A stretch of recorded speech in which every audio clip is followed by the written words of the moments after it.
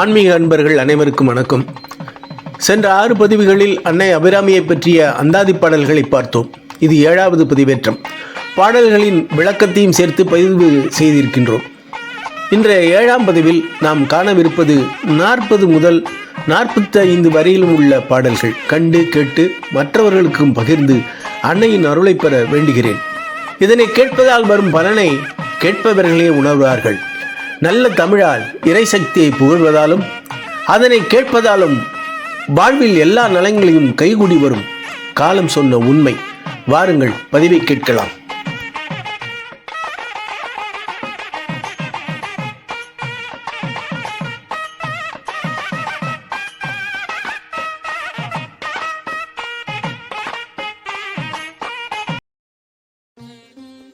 ஒளியே, ஓதுவார் கனியே, கைப்பொருளே, மிக இருப்பே, களிமண் நிலையாய் நில்மனம் பக்குவம் செய் மாதே, ஒளியாய் உட்பொருளை உணர்த்தி உயிர்கரை சேர்ப்பே, வெளியாய் வேத ஒளியாய் ஆகும் வெள்ளி அம்பலத்தியே.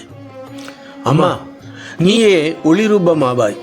ஆன்மீக கனியே, மிகையான செல்வ கையிருப்பே, களிமண்ணாய் இருந்த என் மனதை பக்குவப்படுத்தி உயர்வு கொடுத்த என் தாயே, ஒளி கொண்டு கல்லுக்கு சிலையாய் உருக்கொடுப்பது போல் உட்பொருளை எனக்கு உணர்த்தியவளே, வேத ஒளியாய் எங்கும் சஞ்சாரம் செய்கின்ற பிரணவ ஒளியே, வெள்ளி அம்பலத்தியே, உன்னை வணங்குகின்றேன். அம்பலத்தன் நாயகியே, ஆதி பராபரையே, அழகே, எம்பலத்தை யானறிய ஏற்றமிட்ட ஞானமே, பின்புலத்து யாருமின்றி புலம்பும் எளியோரின் காவலே, விண்வளைத்த வேதநாயகியே, உன்னை விரும்புதல் புண்ணியமே.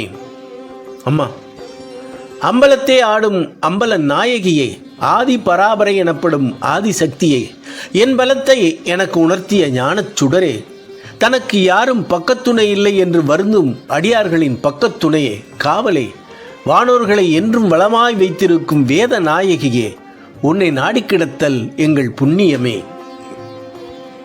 புண்ணியம் பலவாயினும் பண்ணிய செயலின் பார்ப்படும், எண்ணிய கணத்து அன்பர் மனத்து வந்தடை வரதியே, உன்னியே கண்ணியை கண்டார் காண்போரோ வேறு வழியே, சென்னியில் மலர்பாதம்பட உயவே நின்றேன் உயரவே. புண்ணியங்கள் பலவாய் இந்த உலகில் சொல்லப்பட்டிருக்கின்றது. அவை செய்யும் செயலின் அளவை பொறுத்தது. உன்னை எண்ணிய கணத்தில் மனதில் நீ நின்றபோது அடியார்களின் புண்ணிய பலனை எப்படி அளவிட முடியும்? கருத்தாய் உன்னை மனதில் கொண்டவர்கள் இனி வேறு எந்த புண்ணிய வழிகளையும் தேடிச் செல்ல மாட்டார்கள். என் சிரசின் மீது உன் மலர்பாதம் பட்டு நான் உயர்வு பெறவே காத்திருக்கின்றேன் அம்மா. உயர்வே உன்னால் வரும் பரிவே, மிகக்கொள் மதியே, பெறவே நான் பெருந்தவம் செய்திலேன் அரியேன் ஆற்றலே, உறவாய் நீயாய் உளம் உறுதி கொண்டேன் இவ்வுலகில், பிறவே நீ பிள்ளையாய் ஒரு கருவில் உடலாய். உயர்வு எனக்கு வந்தால் ஆனது உனதருளே என நினைப்பேன் அம்மா. இப்படி உன் கருணையை நான் பெற நான் எந்தவிதமான பெருந்தவம் ஒன்றும் செய்திலேன். எந்தவிதமான வழிவகைகளையும் நான் அறிந்திருக்கவில்லை. எதையும் நான் பின்பற்றவில்லை. ஆனால் ஒன்றை மட்டும் நான் உறுதியாக பற்றி கொண்டேன். அது நீ மட்டுமே. இதனால் நான் நிச்சயம் ஒரு கருவில் தோன்ற மாட்டேன் என தெளிவாக தெரிகிறது அம்மா. உடலால் செய் கர்மம் யாவும் ஒழித்தொழிக்க இன்று மனதாய் பணிந்தேன் மாணிக்க வீணை மதுமொழியாலே, கடலால் எழும் மாரியின் அமிர்தம் போல் கனிவாய் அமுதம் விரலால் தொட்டு இட்டு என்னை வளர்ப்பாயே.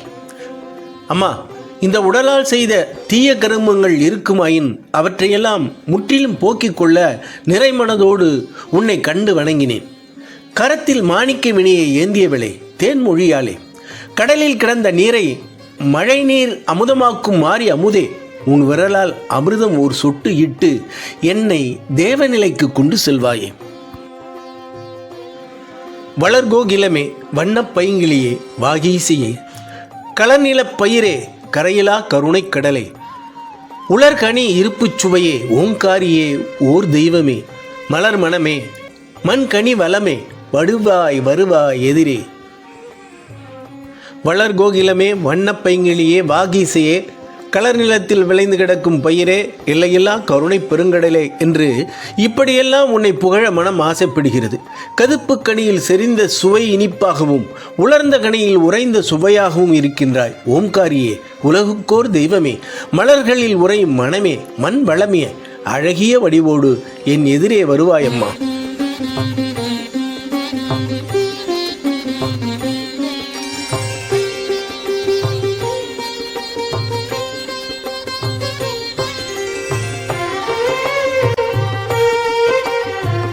மீண்டும் அடுத்த பதிவில் சந்திப்போம்.